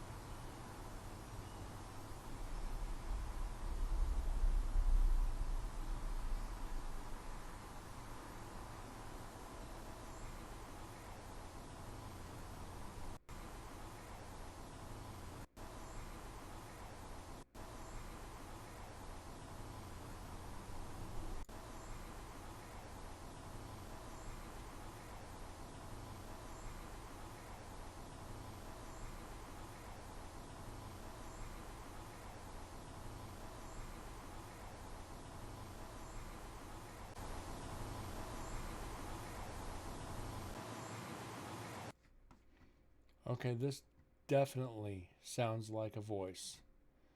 Very hard whisper.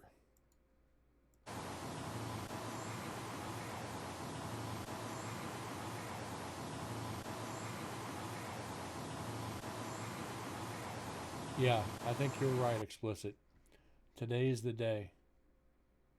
I think your first instinct was completely right on this.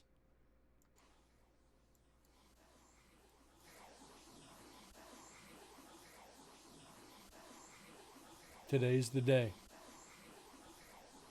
You caught that before I did. So let's amplify that up. I don't know, 8.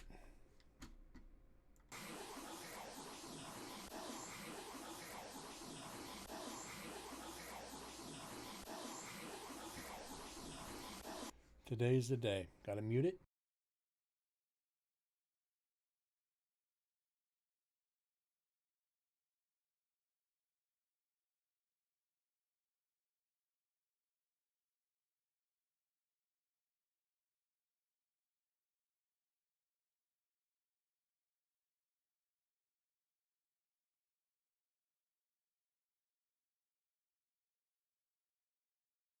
And another one on the meter. 1812.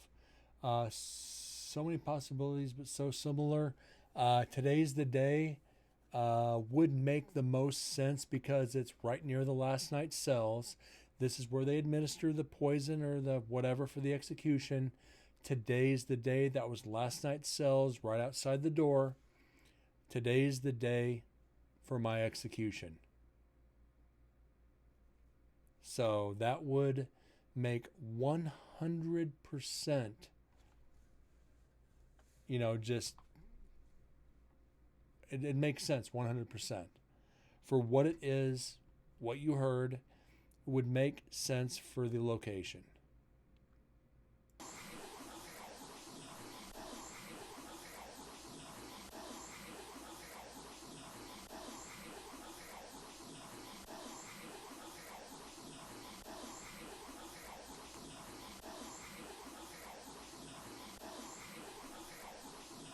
Freaking split my thumb again.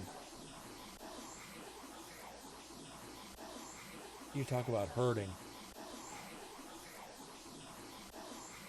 So today's the day. Great Ears explicit. You heard that before I did. Or you figured it out before I did.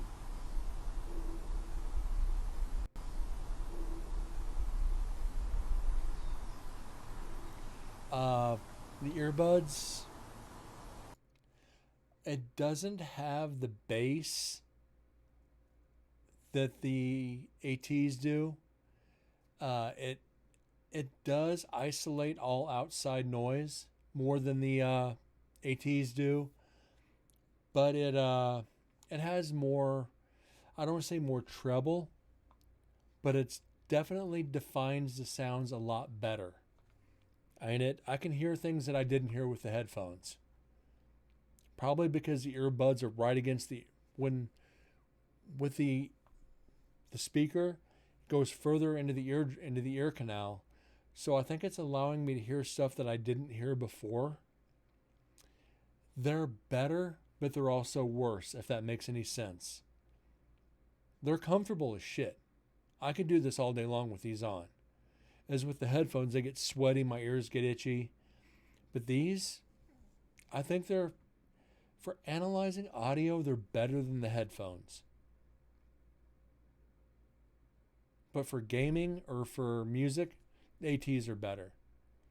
So we're going to gauge that. If I'm gaming, I'll have the headphones on. If I'm analyzing, I'll have these on. Oh.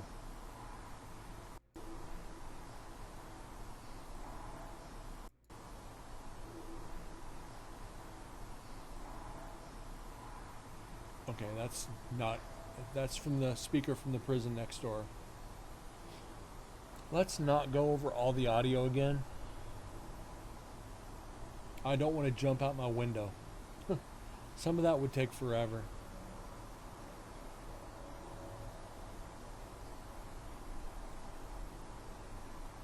But if we need to, we will.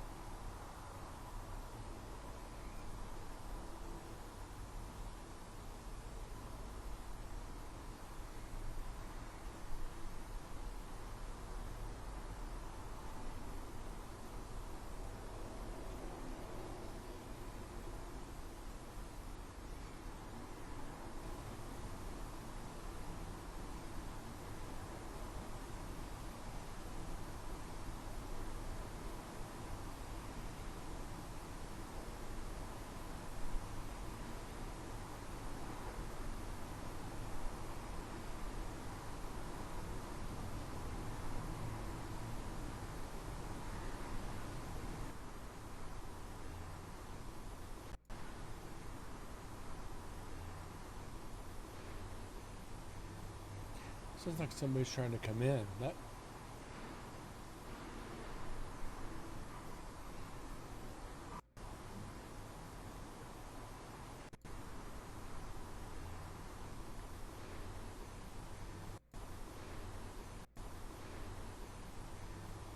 Or trying to get out. Good point.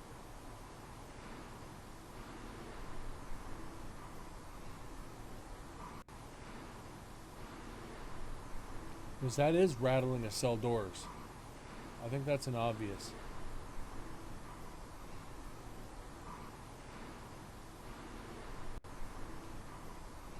And that leads the leads a major question right there. The theory is some religions, if you commit suicide, you're stuck in a what they call a death loop. You're reliving that moment over and over and over until the end of time. I've got 107,000 from clicking on them ducks. Don't use them right now. The audio for those is not working. Sims tried to get me with one last week and it didn't boot up, so I got to figure out what's going on with that. So just keep saving them for now. But going back to that, if committing suicide and you're stuck in that death loop, reliving that over and over, if you kill somebody and you're about to be executed, when you're executed because you took somebody's life, are you stuck in that loop over and over, reliving your execution over and over again?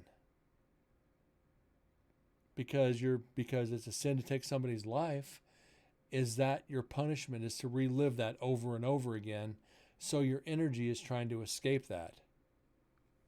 Something to think about. It's a possibility. Because like I say, everything in the paranormal is guesswork. In that case, I'm going to do some fun shit before I commit, right? It's just, jeez.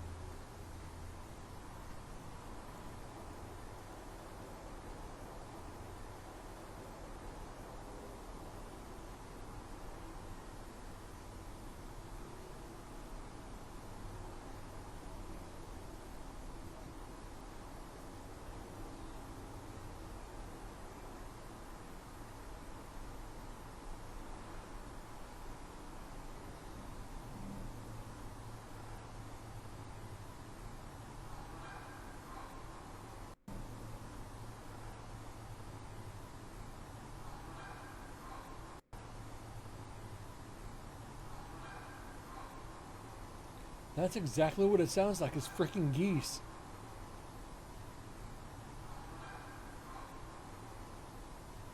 We got freaking geese in prison now. Duck, have a nice good old game of duck, duck, goose.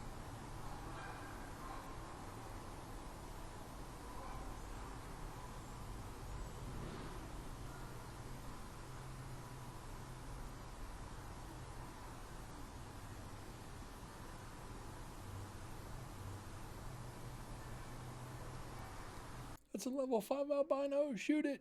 Oh my god, you went there.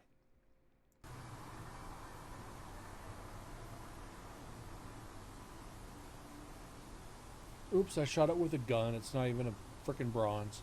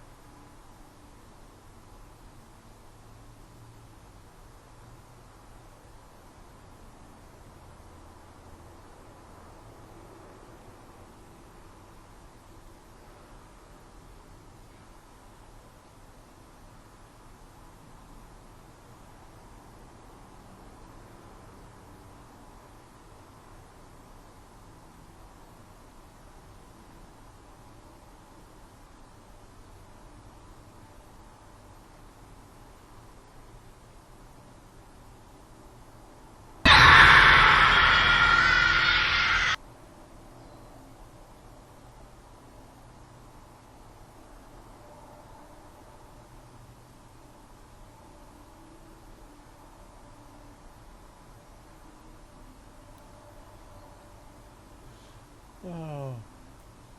Got him.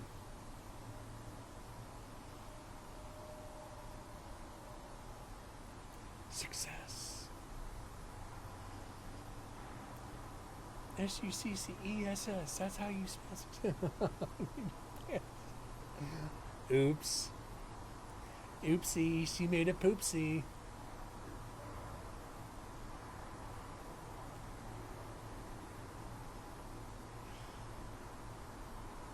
And now all my sound effects for channel points will be turned off.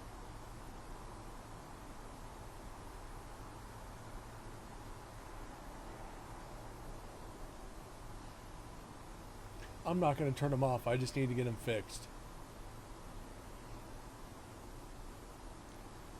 I said, I don't even know why they're not working.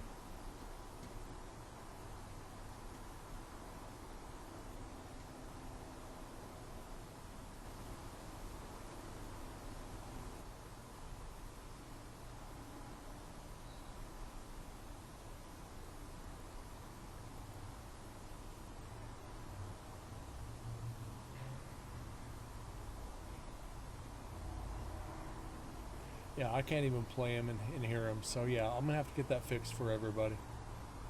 I have to do that tomorrow.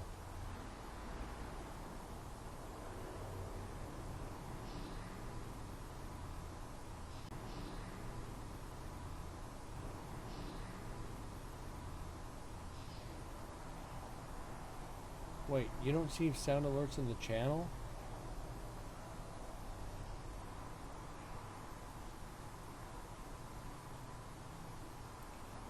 That little bubble right below chat, you don't see that?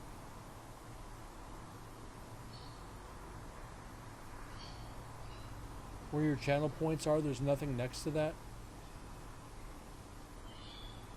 Huh. I don't know.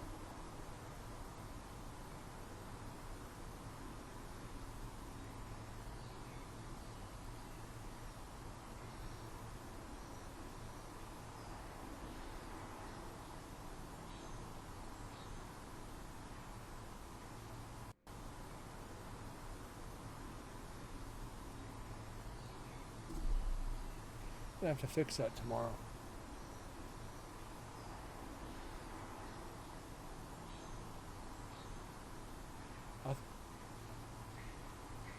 Explicit, what I think happened is when I had the new when I put the new PC everything together, uh, it changed file location.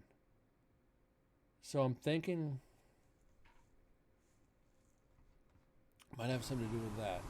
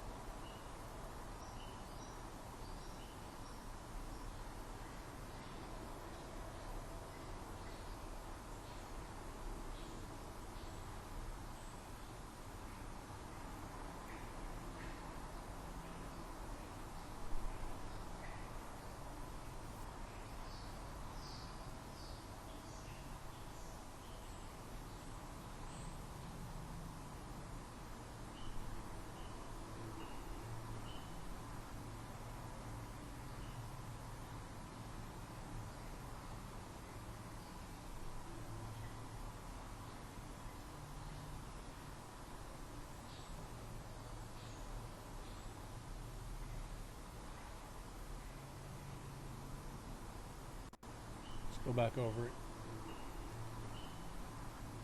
Because I'm trying to read everything. I'm trying to read all the shit going on in.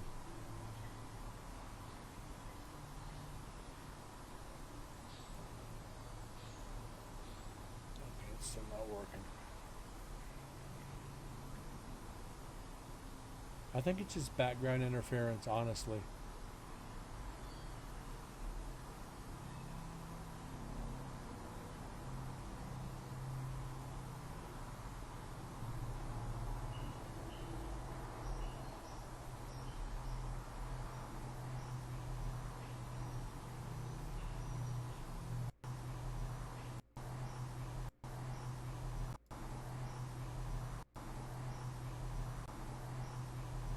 Whoa.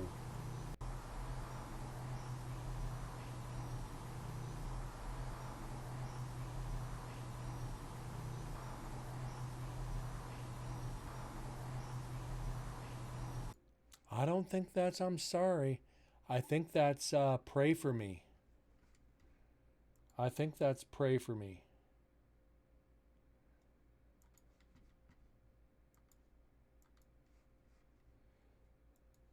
Let's find out. Let's go into some more vocal enhancers here.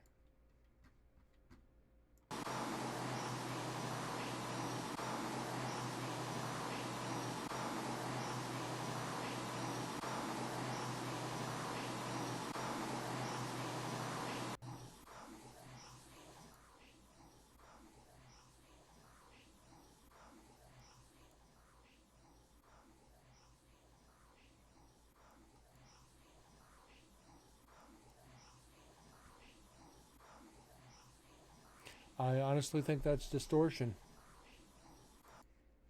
I think this is distortion.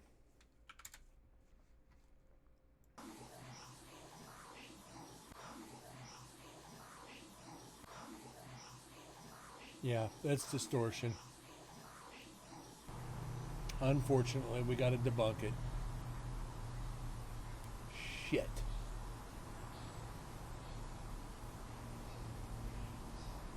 Hate when that happens.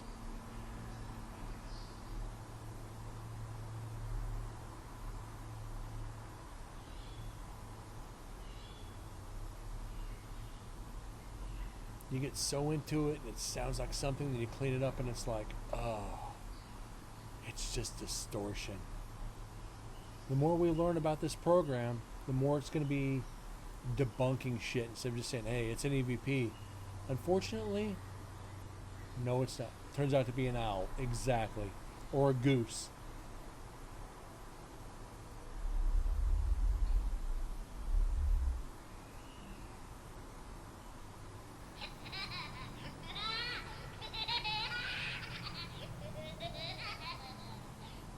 Yes, it was random.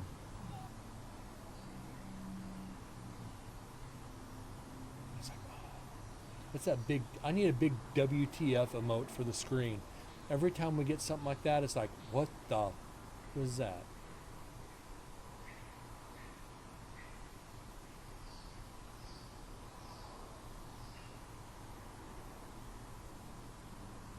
Just damn.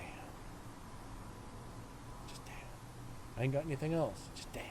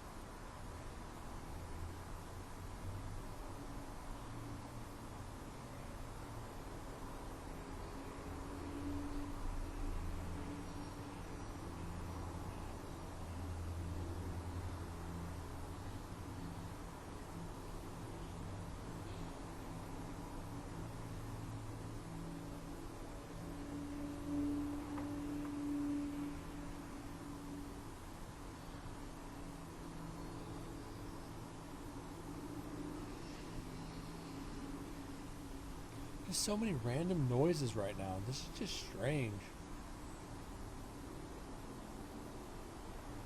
We didn't have this on any of the others.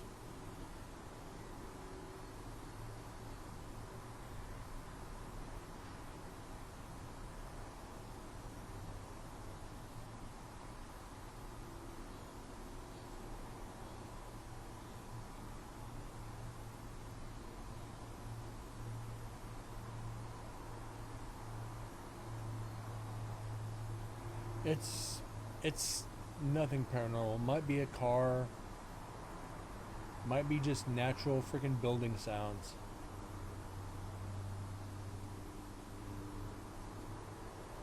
Just remember the freeway is not more than 200 yards away. So we got to be able to debunk a lot of that.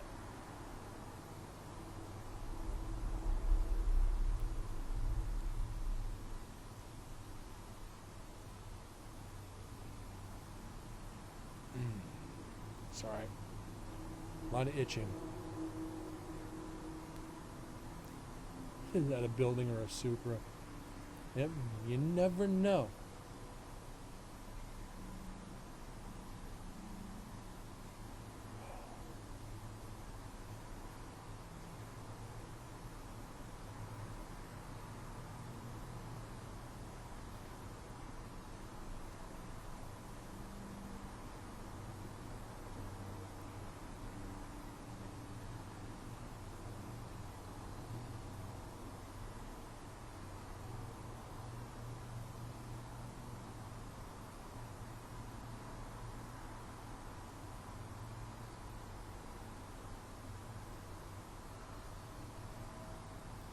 We actually got through 30 minutes of audio tonight.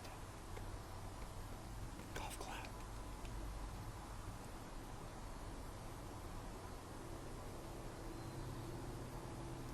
Color me surprised.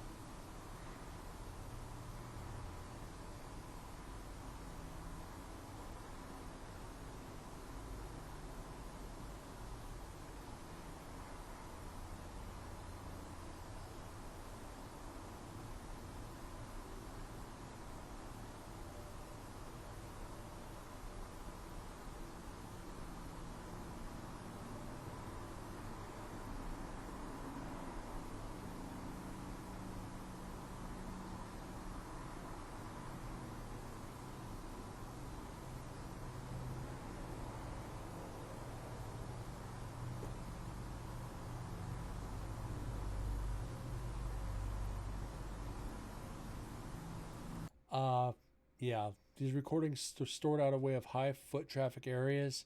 This is actually one of the higher traffic areas. I'm surprised we've gotten 51 minutes into nobody coming in there. Usually everybody's lined up to go into execution. You almost had last time you had to almost argue with people to get in there. It was either execution or culinary. But having access to the entire prison this time, minus a couple of buildings, in the beginning, exactly. But usually everybody's in that area. Everybody's in execution because it's execution. That's where the energy is going to be. But we're 51 minutes in, and it's been about 45 since anybody's been in there. Or even in the other room. We haven't heard jack shit. I'm okay with this.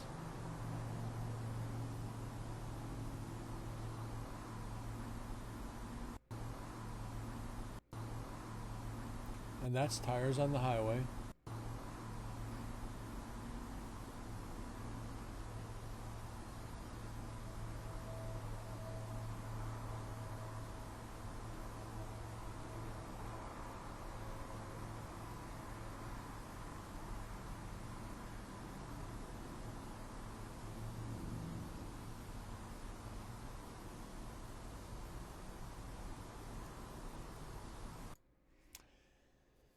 And we're just over 2 hours. I don't know. I'm extremely tired right now.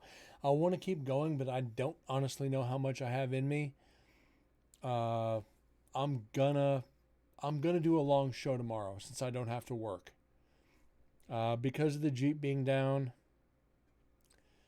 I don't have to work tomorrow. There's no way I can get into work.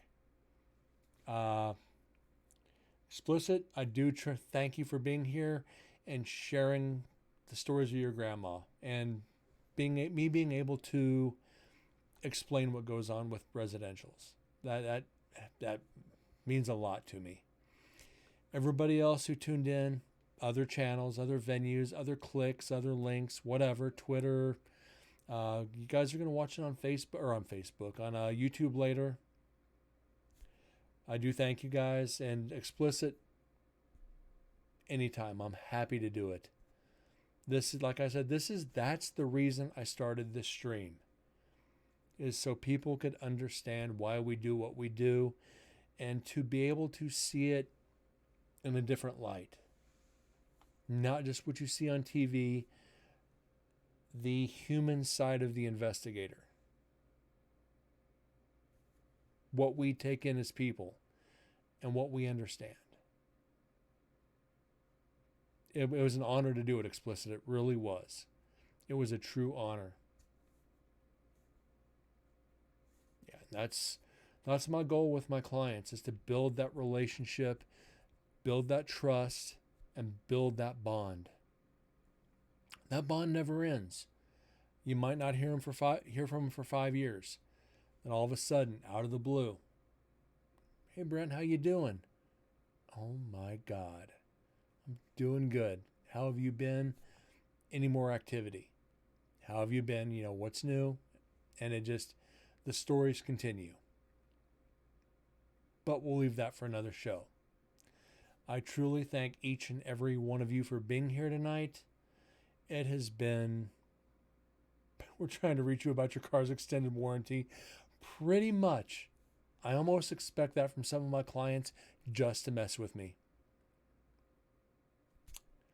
But in that case, put me on your do not call list. Which would be extremely screwed up. But you guys have a great evening, and I'll see you tomorrow. You guys have a great night, and God bless. I'll see you guys later. Y'all take care.